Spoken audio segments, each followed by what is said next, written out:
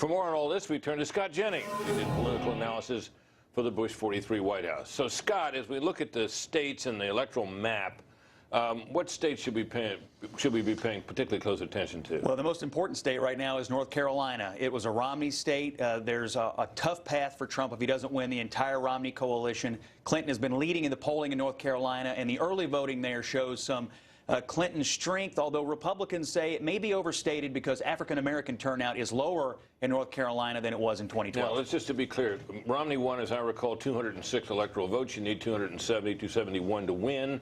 So if he lost North Carolina, he would be set back even further and having to make that up elsewhere. So assuming he wins North Carolina, what are his most hopeful blocks? We're looking at the map now. I see Florida there is in light blue.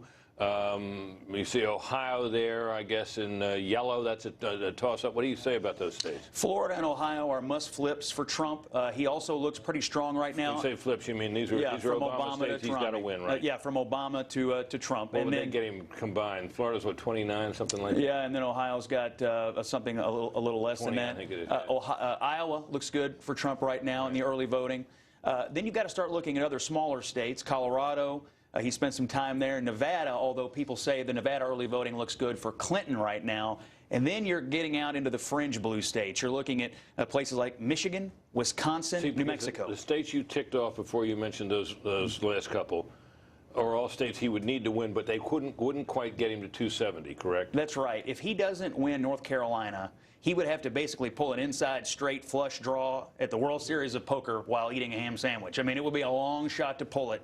He would have to win a series of blue states that Republicans in some cases haven't won in quite some time. New Mexico, for instance, is on that list, which we haven't won since 2004. Pennsylvania might be on the list, which we haven't won since '88. North Carolina, when it's 15 electoral votes, are really important. And if you combine holding that with flipping Florida and Ohio, you're in the game. Lose any of those three, and it's a long road. So that's where we have to look. Now, as we look at the national polling, it does show a shrinking lead for Hillary Clinton. Anything we should be on the lookout for? Any particular poll that interests you that you think would be? Well, the national tracking polls are tightening, and in some of them it's because Republicans are coming home. And so the question about the FBI director news is, what's the impact going to be? We won't know for another couple of days, so all the samples are fully post-Friday. However, if all it does is convince reluctant Republicans to come home and get Trump to 90, 91, 92% among Republicans, and it convinces even a few independents to back away from Clinton, that is going to explain a tied race in these tracking polls. We're looking at this ABC Washington Post. Now, that's a tracking poll. A tracking poll means that the sample is gathered over several days, and you get a new sample each day, right? Am I correct about that? That is right. And you average them out.